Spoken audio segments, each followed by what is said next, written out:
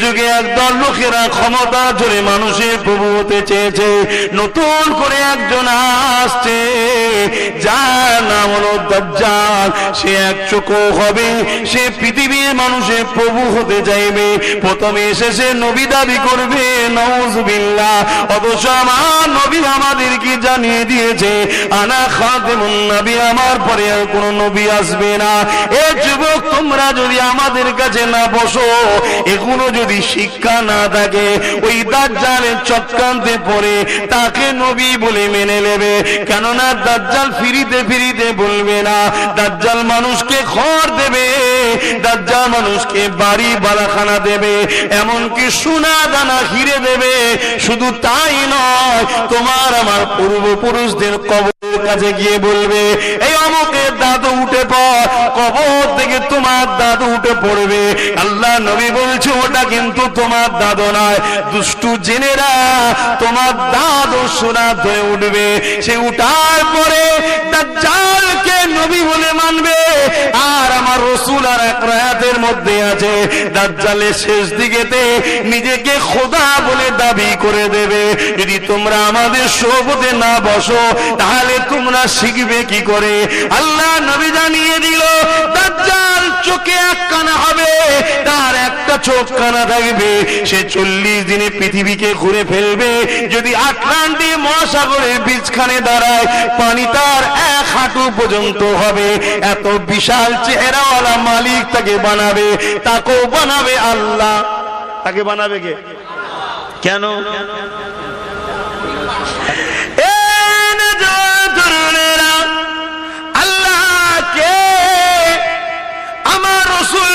মক্কা জমিনে 1500 বছর আগে এসে কাবার সামনে দাঁড়িয়ে বলেছিল, লা ইলাহা ইল্লাল্লাহ মুহাম্মাদুর রাসূলুল্লাহ।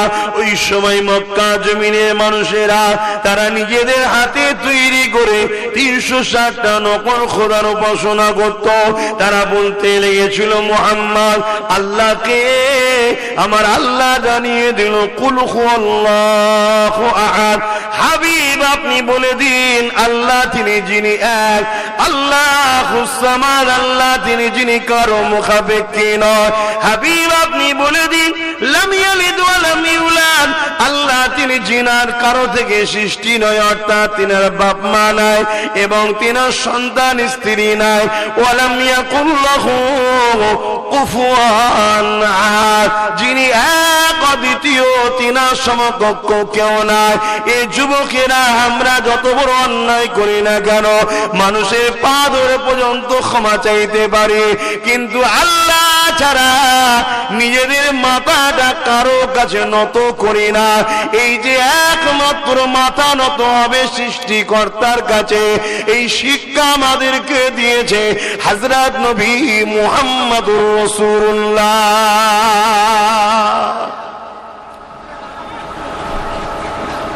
শুনছেন? এতে কি আমরা ধন্য নয়? কত বড় নসিব আমাদের।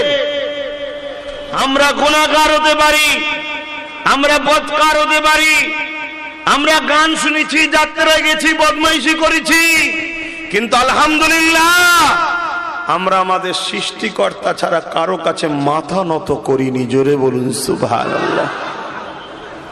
কারো কাছে ভুল করে ফেললে পা ধরে হয়তো ক্ষমা চাই, কিন্তু কারো কাছে মাথাটা নত করে সেজদা একমাত্র এটা কে দিয়েছে আমাদের ঘরে?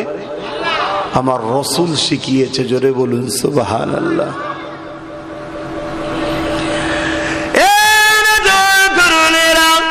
এই পৃথিবীর মানুষেরা আজ থেকে 2000 বছর আগে হযরত নবী ঈসা আলাইহিস সালাম চলে যাবার পরে আস্তে আস্তে এক আল্লাহকে ভুলতে লাগলো। এই সময় পৃথিবীর বুকে 2 শ্রেণীর মানুষ আছে। এক শ্রেণীর মানুষ, তাদের লোভ লালসা হলো মানুষের প্রভু হব। তারা তাই মানুষকে সর্বসময় সুযোগ খুঁজে বেড়ায়, কি করে নিজেদেরকে দাস দাসী বানানো যায়।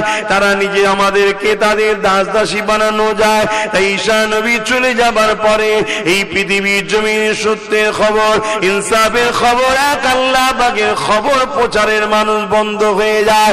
এই জন্য তৎকালীন সময় রোম থেকে শুরু করে আরব দুনিয়া থেকে শুরু করে সব জায়গাতে এক শ্রেণীর মানুষ, তারা মানুষগুলোকে নিজেদের দাস দাসী বানিয়ে দেয়, তারা নিজেদের উপাসনা করায় এবং তারা নিজেদের মন গড়া 360টা নকল খোদা তৈরি করে দেয়। এই খোদা করে দিয়ে তাদের দাসত্ব করায়। তারা এত অত্যাচার করত, নারীগুলোকে ভোগের পাত্রী বানিয়েছিল। কারো ঘরে কন্যা সন্তান হলে তাদেরকে জেন্ত পুঁতে দিত। তাদের বিরুদ্ধে কথা বলার কোনো ক্ষমতা ছিল না। কেন? তারা ক্ষমতার জোরে যেই তাদের বিরুদ্ধে কেউ কথা বলবে তাদেরকে জেলে দেবে, হত্যা করবে, মেরে দেবে। এই যুবকেরা এই সময় পৃথিবীর মানুষগুলোকে খারাপ রাস্তা থেকে বাঁচাবার জন্য, নাই সত্যের রাস্তায় আনার জন্য 570 খ্রিস্টাব্দে 12 রবিউল আউয়ালে সোমবার শুভে সাদেকের সময় তামাম কায়নাতের জন্য, তামাম মানুষ জাতির জন্য আল্লাহ পাক যিনাকে নবী রাসূল করে পাঠালে তিনি হলেন মুহাম্মদ রাসূল। তিনি সবার জন্য আসলেন। তিনি এসে প্রথম বললেন লা ইলাহা ইল্লাল্লাহ, কোনো ইলাহা নাই, কোনো মালিক নাই, কোনো প্রভু নাই, কোনো খালেক নাই, ইল্লাল্লাহ, এক আল্লাহ ছাড়া। আনা মুহাম্মদ রাসূলুল্লাহ, আমি সেই রবের পক্ষ থেকে মেসেঞ্জার এসেছি, রসুল এসেছি, খবরদাতা এসেছি, তোমরা আমার কথা মেনে নাও। ভাই মেনে নেবে? এত সহজে মেনে নিয়েছিল? হ্যাঁ, তারা আমার রসুলকে রক্তাক্ত পর্যন্ত করেছে। আজ এই যে আমরা এক আল্লাহ পেয়েছি আমার রসুলের অবদানে, কিন্তু আজ আমাদের ঘরের ছেলে এক আল্লাহ পেয়ে খুশি নয়। এমন জায়গায় যায় যেখানে এক আল্লাহ ছাড়া অনেক আল্লাহর উপাসনা হয়, সেখানেও আমাদের ছেলেরা ঘুরতে যায়। মনে রাখবে, গজবের জায়গায় যেতে নাই, টক করে যদি ধরা পড়ে যাও ওই গজবের শিকার হয়ে যেতে হবে, বিপদের শেষ থাকবে না। এ যুবকেরা, তরুণেরা, বাপেরা, আমার আল্লাহ বা তিনি তোমাকে আমাকে কত ভালোবেসেছেন। আল্লাহ তোমাকে আমাকে যদি চোখে জ্যোতি না দিত, মায়ের পেট থেকে যখন বাইর হলাম, যদি এই চোখে জ্যোতি না আল্লাহ দিত, আমাদের মালিক যদি চোখে জ্যোতিটা কিনে নিত, জীবনে কোনোদিন মাকে দেখতে পেতেন না, জীবনে কোনোদিন বাপকে দেখতে পেতেন না, জীবনে কোনোদিন এই জমিন আসমানকে দেখতে পেতেন না। আল্লাহ পাক দয়া করে আমাকে আপনাকে চোখের জ্যোতি দিয়েছে, এর বিনিময়ে আল্লাহ তোমার আমার কাছে কিছুই কিন্তু নেয়নি। এখন যদি কেউ আপনাকে কোন রাত্রি ধরে, রাস্তা দিয়ে আসছিলেন, চোখ দুটো উপরে লোব, আপনার কাছে 50 লক্ষ টাকা আছে, টাকাটা দেন আর চোখ দুটো নিয়ে লোব, আপনি কি বলবেন? চোখ নিয়ে টাকা দেব বলবেন? কি বলবেন? ভাই টাকা লিজা, ভাই চোখ লিসনি, কি গো বলবেন তো নাকি? হ্যাঁ কি না? আমার ভুল বলা হচ্ছে? তাহলে দুটো চোখের দাম 50 লাখের থেকেও দামি। তাহলে আল্লাহ কত দামি জিনিস আমাদের কাছে রেখেছে, বুঝতে পারছেন? এখনো সময় আছে, সূর্য দেখা যাচ্ছে, ডুবে যায়নি, সন্ধ্যা হয়নি। অন্ধকার হওয়ার আগে পরিবর্তন হও। তোমার এই আরামের জিন্দেগি বেশি দিনের নয়। যদিও দুনিয়াতে আল্লাহ তোমাকে পাকড়াও নাও করে, তুমি জেনে রেখে দিও তোমার স্টাইল তোমাকে আল্লাহ পাকড়াও করে জাহান্নামে দেবে।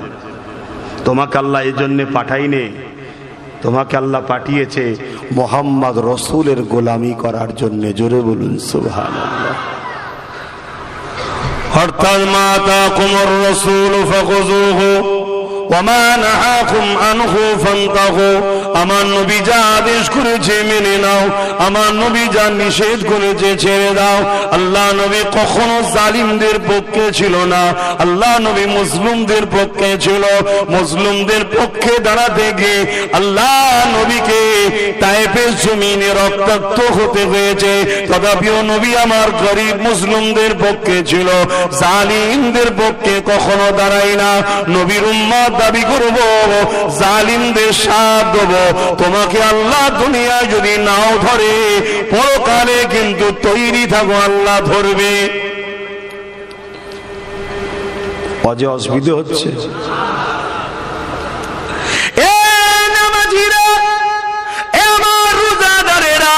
নামাজ আল্লাহর হুকুম ঠিকই কথা, রোজা আল্লাহর হুকুম ঠিকই কথা রেখেছেন, আলহামদুলিল্লাহ, অনেক ভালো কথা। কিন্তু মনে রাখবেন, ওই নামাজ আল্লাহ নেবে না, ওই রোজা আল্লাহ নেবে না। আপনি নামাজ পড়েন ঠিকই কথা, কিন্তু আপনার উঠা বসা জালিমের সাথে, আপনার উঠা বসা মাতালের সাথে, আপনার উঠা বসা নারীদের উপরে যারা জুলুম করে তাদের সাথে, আপনার উঠা বসা যারা এলিম ইতিমদেরকে লুটে তাদের সাথে আমার আল্লাহ নবী জানিয়ে দিলে, দুনিয়ায় যে যার সঙ্গে উঠা বসা করবে, পরকালে সে তার সঙ্গে জাহান্নামে যাবে। আপনার নামাজ আল্লাহ নেবে না, আপনার রোজা আল্লাহ নেবে না। কেন? আল্লাহ কোরআনে জানিয়ে দিল, কুনতুম খায়রা উম্মাতি উখরিজাত লিন-নাসি তা'মুরুনা বিল মারুফ ওয়া তানহাউনা আনিল মুনকার। এ বিশ্বের মানুষের আমি আল্লাহ তোমাদেরকে শ্রেষ্ঠ উম্মত করেছি। আমি তোমাদের জন্য দুটো কাজ দিলাম। প্রথম কাজ হলো তুমি নিজে ভালো কাজ করবে, দ্বিতীয় কাজ হলো অন্যায় বিরোধী করবে। তুমি ন্যায়ের পক্ষে থাকবে, অন্যায়কে মিটিয়ে দেবে। আজ আমি নামাজ, রোজা, হজ, যাকাত করলাম, এটা ন্যায় কাজ, ঠিকই কথা, ভালো কাজ, কিন্তু অন্যায় বিরোধী করলাম না। মনে রাখবেন, নামাজ পড়লে নিজের উপকার হয়, সমাজের উপকার নয়। রোজা রাখলে আমার উপকার, সমাজের উপকার নয়। দাড়ি রাখলে আমার উপকার, সমাজের উপকার নয়। কিন্তু সমাজে যদি এমন করে গরিবদের উপরে জুলুম অত্যাচার হয়, এই অত্যাচারের ক্যান্সার সমাজ যদি বাড়তে থাকে, এটা দেখার পরও যদি তুমি মুখ ঘুরিয়ে নাও, মনে রেখে দেবে এই অন্যায়কে প্রতিষ্ঠিত তুমি করার সহযোগিতা করলে। কেননা অন্যায় করা যেমন পাপ, অন্যায়কারীকে দেখে চুপ করে থাকাটা আরো বড় পাপ। তাই অন্যায়ের প্রতিবাদ করতে হবে, এটা ইসলামের হুকুম। শোনেন শোনেন, অনেকে মনে করেন ওসব ফেতনায় যাবার দরকার নেই। বাবা শোনো, তুমি ফেতনায় যাবে না তো কি হয়েছে? সমাজে যে ফেতনা হচ্ছে, এই ফেতনাটা যখন বাড়তে থাকবে, বাড়তে থাকবে, বাড়তে থাকবে, একটা উরুজ পর্যন্ত যখন পৌঁছে যাবে, আল্লাহর আযাব তখন আসবে। ওই আযাবে যে ফেতনা করছে সেও ধরা পড়বে। তুমি আমি চুপ থাকার জন্য, ফেতনাকে মিটাবার চেষ্টা করি না বলে তুমি আমিও কিন্তু আল্লাহর আযাবে ধরা পড়ব। শুনছেন তো নাকি? কেন? তোমাকে তো আল্লাহ পাঠিয়েছে, হকের পক্ষে থাকতে হবে, অন্যায় বিরোধী করতে হবে, এটা কাজ। এজন্যই তো মালিক তোমাকে দুটো হাত দিয়েছে, যে হাতে তুই যেমন ন্যায় প্রতিষ্ঠিত করবি, এই হাত দিয়ে তুই অন্যায়কে রুখবি। এজন্য হাত দিয়েছি আমি তোকে। কিন্তু আজ আমরা এই হাত দিয়ে ন্যায় তো প্রতিষ্ঠিত করার স্বপ্ন কোনোদিন দেখলাম না, উপরন্তু অন্যায়কারীদের ঘরে কোলে করে তোলার স্বপ্ন দেখছি। এ ফাইসাল্লাহ কিন্তু আল্লাহর কাছে দিতে হবে। আহা, আল্লাহ বা যদি তোমাকে আমাকে দুটো হাত না দিত, তাহলে তুমি আমি হাত দিয়ে কোনো কাজ করতে পারতাম না। এমনকি কিছু খাবার সময় অন্যজনের সাহারা নিতে হতো, তুমি আমি নিজে খেতে পারতাম না। আল্লাহ পাক কেন হাত দিল? গরিবকে লুটার জন্য নয়, আল্লাহ হাত দিয়েছে গরিবকে সাহায্য করার জন্য। সেই গরিবটা যদি মুসলমান নাও হয়, অমুসলিম ঘরে যদি হয়, তারপরও তাকে সাহায্য করতে হবে, লুটা যাবে না। কেননা যে লুটে সে জালিম, যে সাহায্য করে সেই তো আল্লাহর প্রকৃত প্রেমিক বান্দা। এ যুবকের আল্লাহ আল্লাহ দুটো হাত দিয়েছে মা বাবার খিদমত করার জন্য, আল্লাহ দুটো হাত দিয়েছে এতিম অসহায়কে দান করার জন্য, আল্লাহ দুটো হাত দিয়েছে এই হাত দিয়ে সমাজে ন্যায় প্রতিষ্ঠিত করার জন্য, এই হাত দিয়ে আপনি আপনার মসজিদ মাদ্রাসা বানাবে, এই হাত দিয়ে কোরআন ধরবে, এই হাত দিয়ে আপনার যখন কোন প্রয়োজন হবে আল্লাহর কাছে দুআ চাইতে থাকবে। এজন্যই তো আল্লাহ হাত দিয়েছে। আজকে হাত আমরা ঠিক জায়গায় ইউজ করছি? বলুন, এই হাত কি ঠিক জায়গায় ইউজ করতে পারছেন? যদি করে থাকেন আল্লাহ হিসাব নেবে না, আর যদি না করে থাকেন তো তৈরি থাকেন, আল্লাহ কিন্তু হিসাব নেবে। বান্দারে আমি তোকে দুটো পা দিয়েছি, তুই ওই পা দিয়ে কোথায় হেঁটে হেঁটে গেছিলি বল। বান্দা, আল্লাহর ওলিদের দরবারে গিয়েছিলিস কি বল, মসজিদে গিয়েছিলিস কি বল, মাদ্রাসায় গিয়েছিলিস কি বল, নাই সত্তর মাহফিলে গিয়েছিলিস কি বল, এতিম গরিবদের ঘরে দেখতে গিয়েছিলিস কি বল, এমন করে কোন অসুস্থ বিমারি ছিল তাকে দেখতে গিয়েছিলিস কি বল, হকের পক্ষে পায়ে হেঁটেছিলিস কি বল। ওরে আমার বান্দারে, পা আমি দিয়েছি, আমার রাস্তায় হেঁটেছিস কি বল। যদি আমরা হেঁটে থাকি চিন্তার কারণ নেই, আল্লাহ পাকে জান্নাত দেবে। আর যদি হেঁটে না থাকি তৈরি থাকেন, আল্লাহ ছাড় দিয়েছে ঠিকই, ছেড়ে কিন্তু দেয়নি। দিয়েছে নাকি?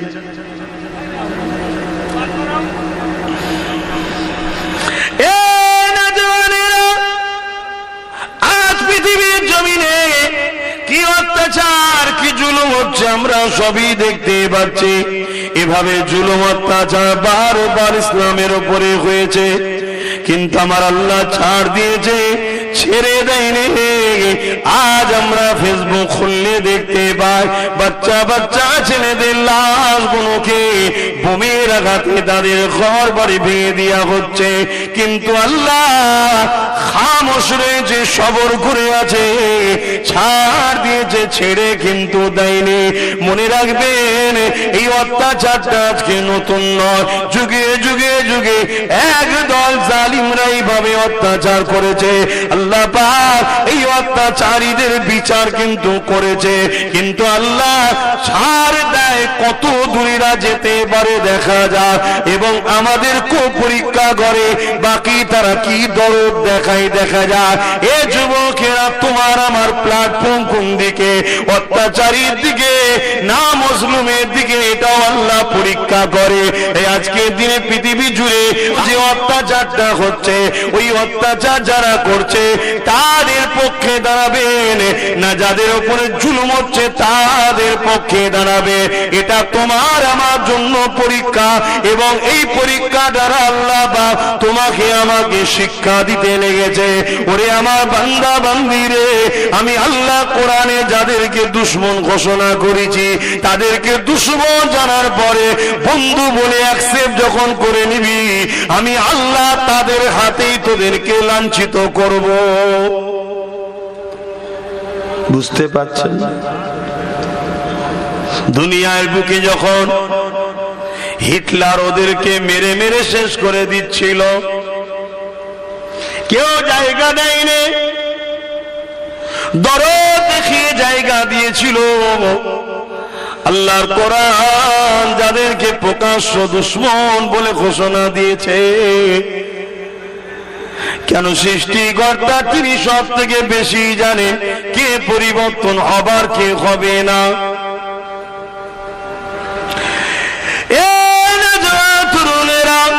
আজকে তারা আস্তে আস্তে আস্তে খেয়ে ধুয়ে ধুয়ে ধুয়ে যখন মোটা সোনা তাজা হয়ে গেছে, এবারে ছবল মারতে লেগেছে, তখন তুমি আমি পেরেশান হয়ে যাচ্ছে, এটা কি করে হয়, এটা কি করে হয়। এ থেকে তোমাকে আমাকে শিক্ষা নেওয়ার ব্যাপার আছে না নাই? নেওয়ার দরকার আছে না নাই? আমরাও তো ওই ভুলের কাজ করে যাচ্ছি। ওনারা 80 বছর মরছে, আর আমরা 77 বছর ধরে তো ভুগছি। কথা বুঝছেন না? বোঝেন না? আমরাও তো খেয়ে দিয়ে আর করে পরে আল্লাহর খেয়ে আর বোনের মোষ তাড়াচ্ছি, কি করে না করে না? এ থেকে শিক্ষা নাও।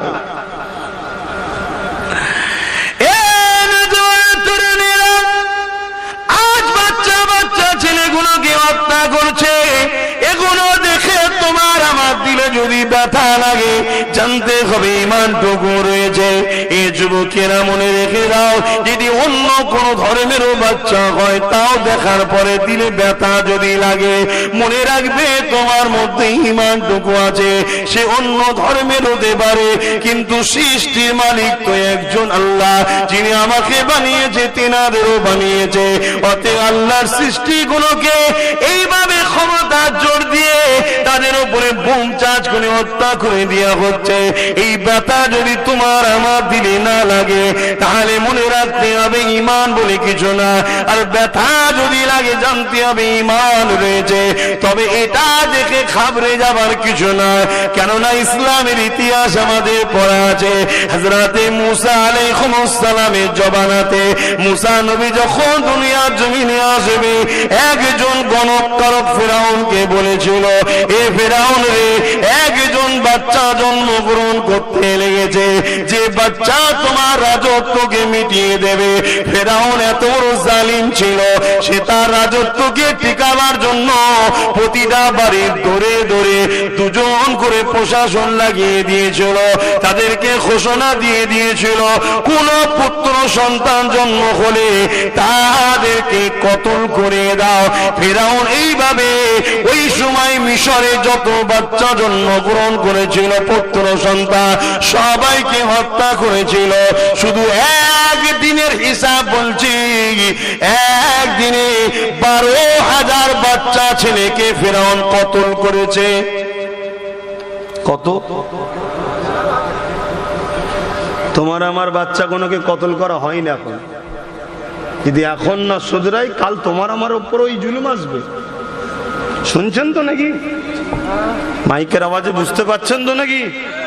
হ্যাঁ, এখনো শুধরান, এখনো সময় আছে। তাহলে কত হাজার একদিনে? 12,000। কি জন্যে?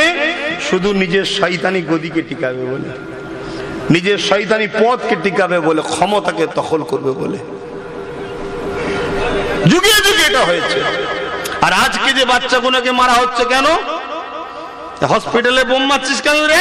না, এই বাচ্চাগুলো বড় হয়ে মসজিদে আকসাকে বাঁচাবার জন্য লড়বে। ওদের লক্ষ্য মসজিদে আকসাকে ভেঙে দেবে। এ লড়াই হচ্ছে না হয়নি? বলুন, হচ্ছে না হয়নি?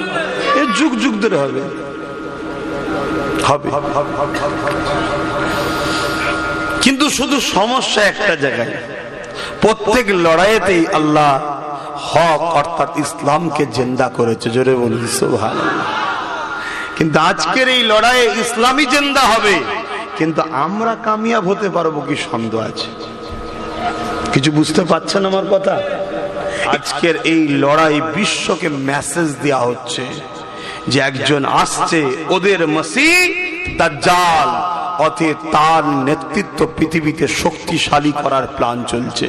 আর আমাদের পক্ষে একজন আসছে, তিনি হলেন হযরত ইমাম মেহেদী আলাইহিস সালাম। জোরে বলুন সুবহানাল্লাহ। পৃথিবী জুড়ে দাজ্জালের পক্ষ কাজ করছে, মেহেদী হুজুরের পক্ষ কাজ করছে। তোমাদের ঘরে ভেবে নিতে হবে, আব্বাস দাজ্জালের পক্ষে না মেহেদীর পক্ষে?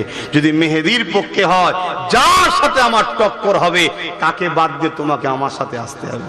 কারণ বেশি খুলে বলার সময় নেই, বেশি খুলে বলার সময় নেই, এখন গুছোতে হবে। কারণ আমার হুজুর আসছে, আমার হুজুরের জন্য প্রস্তুত করব না? যেমন আমি আসছি, আপনারা প্রস্তুত করছেন না করেন না? তাড়াতাড়ি প্যান্ডেল করা, আর করা, মাইক লাগানো, রাস্তা ক্লিয়ার করা, ভলেন্টিয়ার দিয়ে ব্যারিকেড করা, হু করে পড়ছেন, তাই না?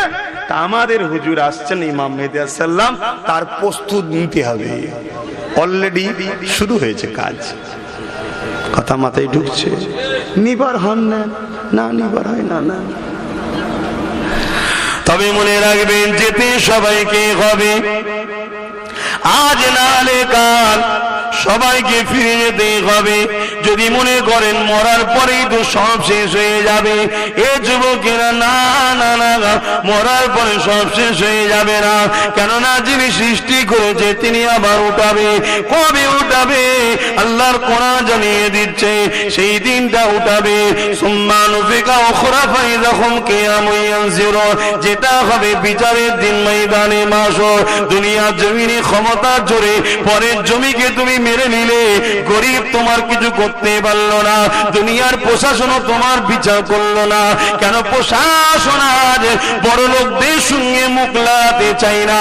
যত রকম ফতোয়া, যত রকম আইন তো গরিবের উপরে চাপাতে চায়। কথা ঠিক না? এর জন্য প্রশাসনের দোষ দেবো না গরিবদের, আর কথা নেই না, গরিবদের দোষ। বদমাইশ নেতা নির্বাচন করবে, সে তো উঠে প্রশাসনের মাথায় চাপ দিচ্ছে, তা কি করবে? গরিবদের দোষ। এক কাপ চা খেয়ে বাচ্চার ভবিষ্যৎ ভুলে যাও, আর মার খেতে হবে না?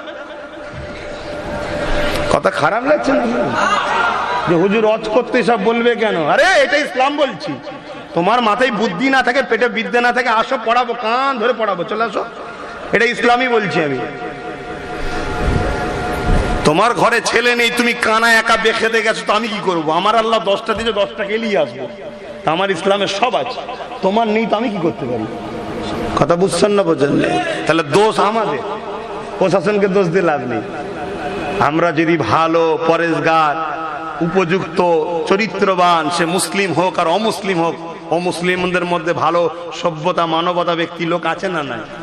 সেরকম যদি ইন্টেলিজেন্স, ভালো ব্রেনিয়ান, ভালো সৎ চরিত্রবান, ভদ্র, নম্র লোককে যদি জায়গায় আনতাম, তাহলে সেও তো বলতো প্রশাসনকে, আমার জন্য কিছু লাগবে না, আমার জন্য কিছু লাগবে না, এলাকার মানুষজন নিরাপদে থাকে, তোমরা দেখবে। তাহলে প্রশাসনও বলতো স্যার ঠিক আছে স্যার। কে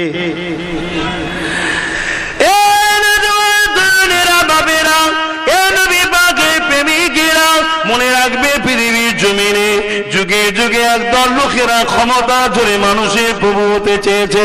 নতুন করে একজন আসছে, যার নাম হলো দাজ্জাল। সে এক চোখো হবে, সে পৃথিবীর মানুষের প্রভু হতে চাইবে। প্রথমে এসে সে নবী দাবি করবে, নাউযুবিল্লাহ। অথচ আমার নবী আমাদেরকে জানিয়ে দিয়েছে, আনা খাতেমুন নবী, আমার পরে আর কোনো নবী আসবে না। এ যুবক, তোমরা যদি আমাদের কাছে না বসো, এগুলো যদি শিক্ষা না থাকে, ওই দাজ্জালের চক্রান্তে পড়ে তাকে নবী বলে মেনে নেবে। কেননা দাজ্জাল ফিরিতে ফিরিতে বলবে না, দাজ্জাল মানুষকে ঘর দেবে, দাজ্জাল মানুষকে বাড়ি বালাখানা দেবে, এমনকি সোনা দানা হিরে দেবে। শুধু তাই নয়, তোমার আমার পূর্বপুরুষদের কবরের কাছে গিয়ে বলবে, এই অমুকের দাদু উঠে পড়, কবর থেকে তোমার দাদু উঠে পড়বে। আল্লাহ নবী বলছে, ওটা কিন্তু তোমার দাদু নয়, দুষ্টু জেনেরা তোমার দাদু সোনা ধরে উঠবে। সে উঠার পরে দাজ্জালকে নবী বলে মানবে। আর আমার রাসূল আর এক রায়াতের মধ্যে আছে, দাজ্জালের শেষ দিকেতে নিজেকে খোদা বলে দাবি করে দেবে। যদি তোমরা আমাদের সোহবতে না বসো, তাহলে তোমরা শিখবে কি করে? আল্লাহ নবী জানিয়ে দিল, দাজ্জাল চোখে এক কানা হবে, তার একটা চোখ কানা থাকবে। সে 40 দিনে পৃথিবীকে ঘুরে ফেলবে। যদি আটলান্টিক মহাসাগরের বীজখানে দাঁড়ায়, পানি তার 1 হাঁটু পর্যন্ত হবে। এত বিশাল চেহারাওয়ালা মালিক তাকে বানাবে, তাকেও বানাবে আল্লাহ। তাকে বানাবে কে? কেন? ওই যে বলেছো প্রেম করি, আল্লাহ তোমায় ভালোবাসি, এমনি এমনি জান্নাতে দেবে নাকি? হ্যাঁ, প্রেম নেবেন না পরীক্ষা? ওই পরীক্ষা, ওই পরীক্ষা। আমি আবার বলছি, গুনাহ যদি করে মরো, যদি আল্লাহ দয়া করে মাফ করতে চাইলে মাফ করতে পারবেন, তিনি বলেছেন আমি করেও দিতে পারি। আর যদি না করে কোনো কারণে, গুনার জন্য জাহান্নামে দিয়ে পিটানো হবে, কিন্তু ঈমান থাকার জন্য আবার তুলে জান্নাত দেওয়া হবে। জোরে বলুন সুবহানাল্লাহ। আর যদি বেঈমান হয়ে মরো, এজন্য যুবকরা বোঝো, বোঝো। আর নবীর সঙ্গে যেটা জড়িয়ে আছে সেটাকেই তুচ্ছ তাচ্ছিল্য করলে বেঈমান কাফের হবে। এই টুপি, এটা আমার মাথায় আছে ঠিকই, আপনাদের মাথায় আছে ঠিকই, যাদের মাথায় নাই তারা কেউ বেঈমান নয়, তাদের গুনাহও হচ্ছে না। শুনছেন না? শোনেন, এই যে মাথায় টুপি দিয়ে বসে নেই, গুনাহ হচ্ছে নাকি? না, গুনাহ হয়নি, কিন্তু এটা সওয়াব পাচ্ছে না। আমি সওয়াবটা পাচ্ছি, যারা টুপি আছে তারা পাচ্ছে, যাদের নেই পাচ্ছে না। কিছু সব নবীর সুন্নতের সওয়াবটা পাচ্ছে না, কিন্তু বেঈমানও নয়, গুনাহও নয়। কিন্তু এই টুপিটাকে কেউ যদি তুচ্ছ তাচ্ছিল্য করে সে বেঈমান কাফের হবে। শুনছেন কেন? এটা নবীর পছন্দ, তো নবীর পছন্দ টুপি, একে তুচ্ছ তাচ্ছিল্য করলে কাফের হবে। আর বাকি নবীর পছন্দের জিনিসগুলোকে তুচ্ছ তাচ্ছিল্য করলে কাফের হবে না? যে কোনো জিনিস নবীর সঙ্গে যেটা জড়িয়ে আছে সেটাকে তুচ্ছ তাচ্ছিল্য করলে কাফের হয়ে যাবে। তাহলে নবীর সাথে জড়িয়ে থাকার জন্য, নবীর পছন্দের লেবাসের জন্য যদি তুচ্ছ তাচ্ছিল্য করলে কাফের হয়, তাহলে নবীর খানদানকে তুচ্ছ তাচ্ছিল্য করলে কি হয়? কথা মাথায় ঢুকছে না? ঢোকে নে? এটা একটা শয়তানদের প্ল্যান। দেখবেন আমার কমকে দিয়ে আমাদের বিরুদ্ধে বলায়। কেন? শয়তান তুই বল না, বলবে না, তোমাদের ঘরে দিয়ে বলায়। কেন? শয়তান জানে যে এদের ঘরে যদি নবীর বংশের ছেলেদের বিরুদ্ধে বলায় তাহলে এদের ইমানটা যাবে। কথা ভাষা বুঝছেন না? বোঝেন না? কারণ নবীর ভালোবাসাকে আঘাত করছে, তার মানে নবীকে আঘাত করা। আপনার ভালোবাসা আপনার সন্তান, আপনার সন্তানকে আঘাত করলে আপনি আঘাত পাবেন না? পাবেন না। এই জন্য দেখবেন ওদের ঘরে বলেন না যে তোরা বল না, বল না, বলবে না। কেন? সর্বসময় আমাদের ঘরে বেঈমান বানাতে চায় কারা? যারা দাজ্জালের চেলা, তারা। মনে রাখবেন, সমাজের দাজ্জাল মিডিয়া ভরে যাচ্ছে, দাজ্জাল মিডিয়া ভরে যাচ্ছে। এগুলো তো সাবধান। আমার আজকে কি আপনাদের অসুবিধা হচ্ছে নাকি? নিতে পাচ্ছেন না? বেকার বকে যাচ্ছি। এখনো সময় আছে, পরিবর্তন হন, বোঝার চেষ্টা করেন।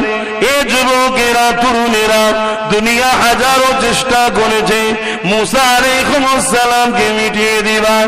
12,000 একদিন বাচ্চাকে কতল করেছে, আরো কত হাজার বাচ্চা কতল করেছে, কিন্তু আমার আল্লাহর ফয়সালাকে মিটাতে পারেনি। যে মুসাকে কতল করার জন্য এত বাচ্চা কতল হয়ে গেল, সেই মুসা আলাইহিস সালামকে আল্লাহ পাক তিনার ঘরেতেই লালন, বাচ্চা ফেরাউনের ঘরেতেই লালন পালন করিয়ে বড় করছে। এ দুনিয়া দুদিনের এসেছি, আমাদেরকে আল্লাহকে খুশি করে যেতে হবে। নতুন করে পৃথিবীর জুড়ে আবার আল্লাহ রসুলের ভবিষ্যৎবাণী দাজ্জাল আসছে। আর আল্লাহ নবী বলছেন পৃথিবীর বুকে সব থেকে বড় ফিতনার নাম হলো দাজ্জালি ফিতনা। জাহিলিয়াত প্রথা ছিল রাসূলুল্লাহ আসার আগে, তার থেকেও বড় ফিতনা হলো দাজ্জালি ফিতনা। এ আমার কম শুনছো? হাতের তালুতে আগুন রাখা সহজ হবে তো ঈমান বাঁচানো কষ্ট হবে। আজ তো আমাদের ছেলেরা, এদের হৃদয়ে কোন ওলি আউলিয়া, পীর পয়গম্বর, সাহাবারা, খালিদ বিন ওলীদ বা সুলতান সালাউদ্দিন আইবি, এমন কোন হিরো এদের হৃদয়ে নাই। আমাদের ছেলেদের হৃদয়ে আছে কারা? যারা দুনিয়ায় ফ্রড করে, চিটিং করে, তারা আমাদের হৃদয়ে ঢুকে গেছে, আমাদের ছেলেদের হৃদয়ে। খেয়াল করে দেখুন। যুবকেরা, কারো মনে হতে পারে আপনি নামাজের কথা বলবেন, রোজার কথা বললেন, এসব কথা কেন বলছেন? এই জন্যই তো আপনার মাহফিল গুলোকে বাধা দেওয়া হচ্ছে। হ্যাঁ, আমিও জানি আমার মাহফিলকে বাধা দেওয়া হয়। কেন? নামাজ পড়ার কথা বলার দায়িত্ব আমার নয়, বাপ মার। রোজা রাখার কথা বলার দায়িত্ব আমার নয়, বাপ মার। কিন্তু হারাম খেয়ে নামাজ পড়লে কবুল হবে না, ওটা বলার দায়িত্ব আমার। ইসলামের দুশ্মনের সঙ্গে দল করে রোজা রাখলে কবুল হবে না, ওটা বলার দায়িত্ব আমার। বেঈমান টুপি মাথায় দিয়ে তোমার সঙ্গে বসে গিয়ে আল্লাহ নবীর সুন্নতকে তুচ্ছ তাচ্ছিল্য করবে, আর তুমি মুচকে মুচকে হাসবে। তুমি রোজা রাখো, হজ করো, যাই করো, তুমি জাহান্নামে যাবে, এটা বলার দায়িত্ব আমার। এ যুবকেরা, তরুণেরা, বাবেরা, এ নবী পাকের প্রেমিকেরা, নামাজ যদি পড়ো তোমার উপকার, না সমাজকে যদি এমন করে ক্যান্সার তৈরি করে দেওয়া হয়, এই সমাজে যদি খুন খারাপির প্রতিষ্ঠিত করে দেওয়া হয়, এই সমাজকে যদি ভিখারি বানিয়ে দেওয়া হয়, এই সমাজকে যদি লোভ লালসায় নামিয়ে দেওয়া হয়, বিশেষ করে আমাদের মেয়েগুলো যাদেরকে আল্লাহ পাক বলেছে এ নারীরা তোমরা ঘরে থাকো, পর্দায় থাকো, আমি তোমাদের মালিক, তোমাদের সম্বন্ধে আমি যা জানি অন্য কেউ জানে না, তাই আমি বলি তোমাদেরকে আমি অনেক দামি সম্পদ করেছি, তোমরা ঘরে থাকো, তোমরা বাইরে বেরো না। কিন্তু আজকে এই সমাজ দেখছে পুরুষগুলো তো হাটে বাজারে ইদিক ঘুরে ঘুরে হারাম কোনো না কোনো কায়দায় খেয়ে ফেলছে, তাই পুরুষদের দোয়ার কবুল হচ্ছে না, নারীগুলো দোয়া করলে কবুল হয়ে যাবে। তাই দাজ্জালি ফিতনা যখন আমাদেরকে শেষ করতে যাবে, তখন মা বেটিরা যদি দোয়া করে ওই দোয়া আল্লাহ কবুল করবে, সাহায্য এসে যাবে। তাই আমাদের বেটিগুলোকে ভিখারি বানাবার জন্য তারা বড় প্ল্যান করে আমাদের বেটিগুলোকে বাইরে বার করার চেষ্টা চলছে। এই যুবকেরা, তরুণেরা, বাপেরা এই বলে দিয়ে যায় বাঁচাবার স্বার্থে বলছে আল্লাহ নবীকে মুহাব্বত করে, নবীর সুন্নতে জীবন করে, ভয় একমাত্র আল্লাহকে করবে, অন্য কাউকে করবেন না। মনে রাখবে প্রকাশ্য দুশ্মন যদি লাখ হয় 12,000 নিয়ে জিতা যায়, প্রকাশ্য দুশ্মন যদি ভারতবর্ষের জমিনে ছিল জাদুঘর জয়পালকে নিয়ে পৃথ্বীরাজ চৌহানও যদি হয় 1 মঈনুদ্দিন হলেও জিতা যায়। প্রকাশ্য দুশ্মন যদি 15 লক্ষ হয়, 30,000 যুবক নিয়ে বাদশাহ হারুন আর রশিদের প্রধান সেনাপতি চীনের বুকেতে জিতেছিল। 15 লক্ষর বিরুদ্ধে মাত্র 30,000 এর কাছে কোনো অস্ত্র ছিল না, শুধুমাত্র একটা করে ঘোড়া ছিল, এই ঘোড়া দ্বারাও তারা জিততে পেরেছিল। প্রকাশ্য দুশ্মন যদি 1,000-এর উপরে হয়, আর যদি তাদের বিরুদ্ধে 313 জন নামে এবং 2 জন ছোট ছোট বাচ্চাও যদি থাকে, তারপরও বদরের জমিনে জিতা যায়, কেননা তাদের হৃদয়ে আল্লাহর ভয় ছিল, নবী পাকের প্রেম ও ভালোবাসা ছিল।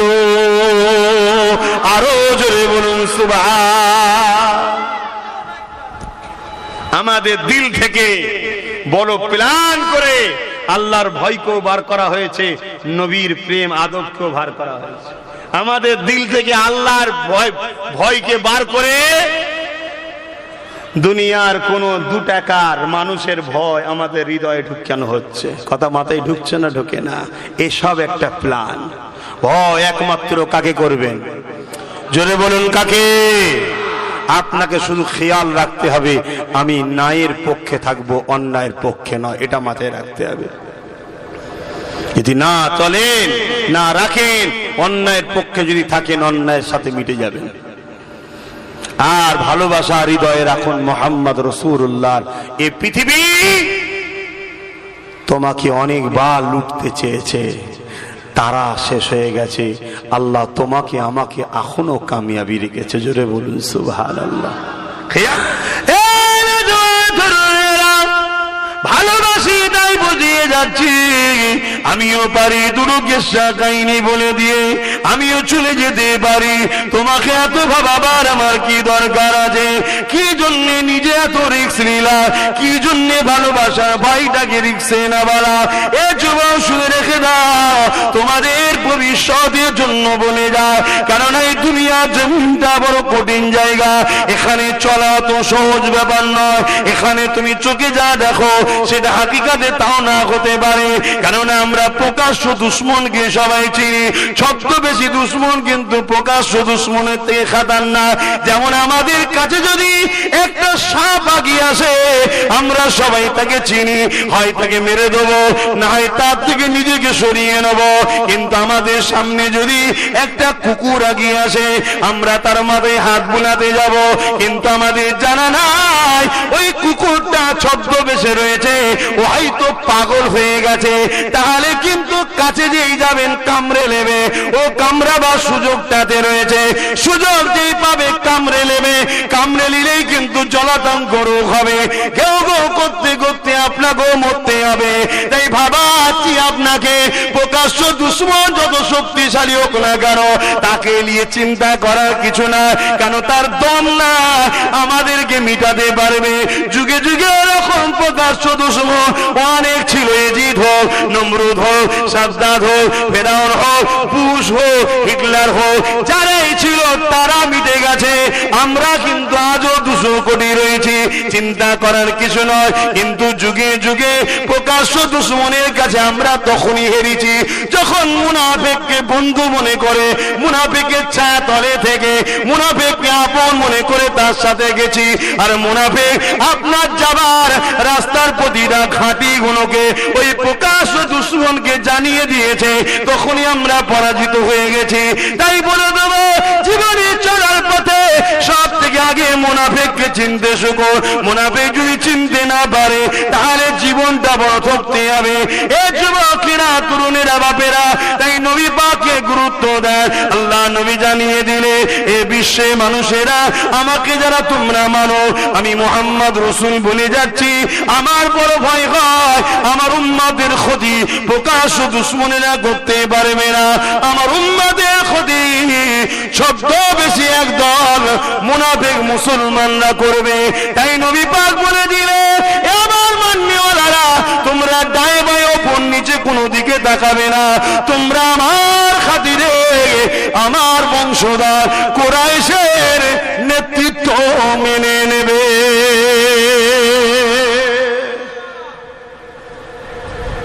কে নেতৃত্ব দিবার শখ আছে না আছে তার দরকার নেই।